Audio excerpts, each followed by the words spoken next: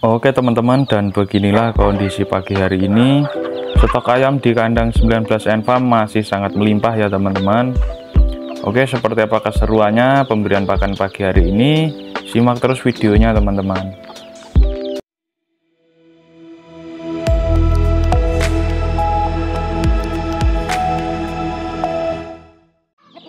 Assalamualaikum warahmatullahi wabarakatuh teman-teman. Selamat pagi, selamat menjalankan aktivitas di pagi hari ini, dan semoga teman-teman semua senantiasa dalam keadaan sehat dan dilancarkan segala rezeki tentunya.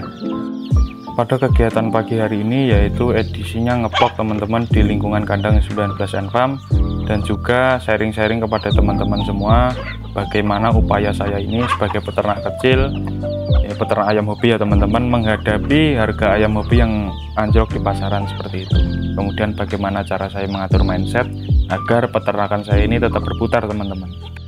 Berbicara soal anjloknya harga ayam hobi di pasaran ini teman-teman, itu sangat mengagetkan semua peternak ayam hobi tentunya. Dengan biaya yang kita keluarkan itu sangat banyak sekali, kemudian harga ayam hobi itu anjlok, tentu kita akan merasa kecewa teman-teman, tentu sangat kecewa sekali. Dan berikut kondisi di lingkungan kandang sekitaran 19 Enfarm seperti yang teman-teman lihat. Saya juga nggak tahu teman-teman untuk peminat ayam hobi ini sampai kapan jumlahnya akan normal kembali teman-teman, karena di daerah saya harga ayam hobi itu sedang anjlok-anjloknya teman-teman, dan untuk peminatnya sekarang ini juga masih sangat sedikit teman-teman. Saya juga nggak tahu mau sampai kapan peminatnya ini akan normal kembali. Dan kenapa ayamnya tak umbar seperti ini? Ya ini salah satu upaya saya teman-teman dalam menekan biaya FCR juga. Kemudian saya beralih teman-teman sekarang ini, jadi ketika ayam hobi itu anjlok, saya beralih fokus mencetak ayam pedaging teman-teman, seperti itu. Ayam pedaging yang saya gunakan juga ayam-ayam ini teman-teman, jadi anakannya ntar saya besarkan kemudian saya jual daging gitu, sambil menunggu harga ayam hobi itu normal kembali teman-teman. Sebenarnya sama saja, hanya keunggulan untuk sistem daging ini yaitu pakannya teman-teman. Kalau untuk ayam lepas liar seperti ini tuh yaitu pakannya tuh lebih sedikit tertekan biayanya daripada perawatan ayam hobi teman-teman, seperti itu. Untuk kebutuhan pasokan ayam konsumsi kan ini tentunya di daerah saya itu sangat bagus sekali teman-teman. Dari dulu ratingnya juga sangat tinggi, dan setiap hari bahkan itu orang-orang pasti membutuhkan teman-teman untuk konsumsi seperti itu. Makanya saya berpikir daripada peternakan saya ini nangkrak menunggu hal yang tidak pasti entah sampai kapan harga ayam hobi ini normal kembali, ya sudah teman-teman, saya putar seperti ini saja.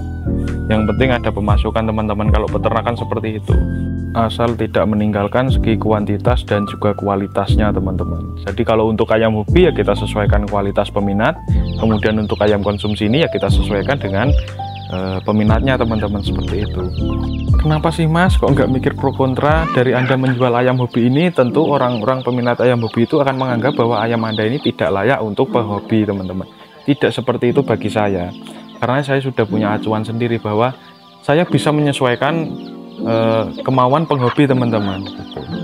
Kalau tidak dilakukan cara seperti ini, menurut saya ya, kalau saya nurutin gengsi, itu arahnya nggak tahu teman-teman kandang saya mau kemana gitu. Sedangkan harga ayam di pasaran itu sudah nggak sesuai ayam hobi itu, biayanya tuh udah nggak sebanding teman-teman. Jadi kalau nggak disiasati dengan jalan pintas kayak gini, tentu kita akan sangat mengkis-mengkis teman-teman, berbanding terbalik dengan peternak-peternak besar teman-teman. Ya karena mereka peternak-peternak besar itu sudah mempunyai relasi yang cukup luas teman-teman.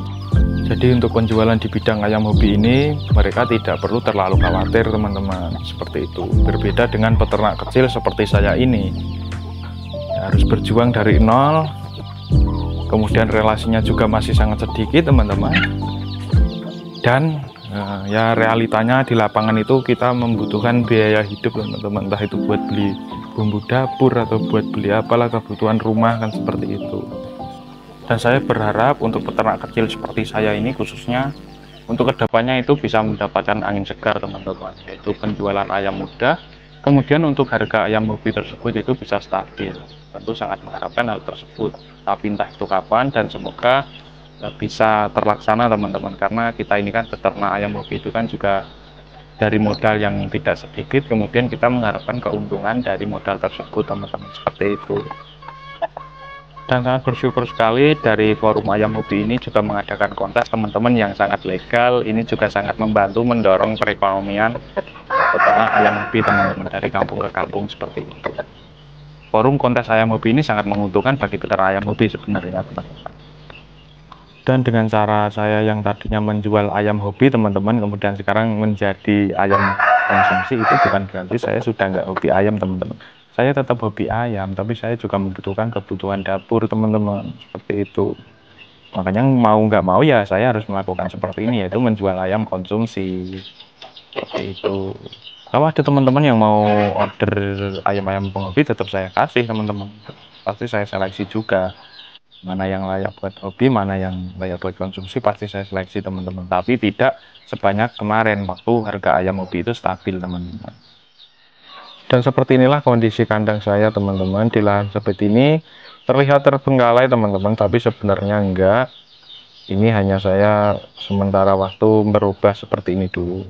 Jadi ayam tak umbar liar dulu, tapi ya ntar kalau udah masuk itu baru tak rawat lagi teman-teman. Jadi box itu saya gunakan buat fase-fase rawatan ayam, seperti itu teman-teman.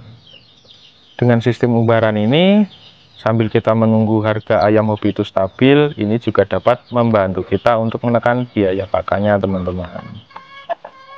Dengan satu persyaratan, yang penting ntar kalau harga ayam itu sudah mulai stabil, kita melakukan perawatan besar-besaran, perawatan ekstra pada ayam-ayam kita teman-teman, seperti pemberian obat cacing dan perawatan vitamin dan berbagai macam perawatan lainnya teman-teman. Karena ayam umbaran itu juga pasti resiko itu lebih banyak daripada ayam yang dikandangin teman-teman, seperti itu. Oke teman-teman, dan itu tadi adalah langkah saya dalam menghadapi harga ayam hobi yang semakin turun di pasaran teman-teman. Jadi buat teman-teman sehobi semuanya, jangan putus semangat, jangan putus asa hanya karena harga ayam hobi itu anjlok teman-teman.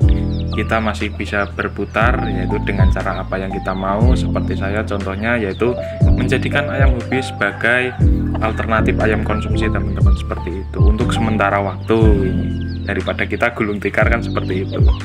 Oke teman-teman, semoga video ini bermanfaat, dan apabila ada salah kata saya mohon maaf. Sekian dan terima kasih.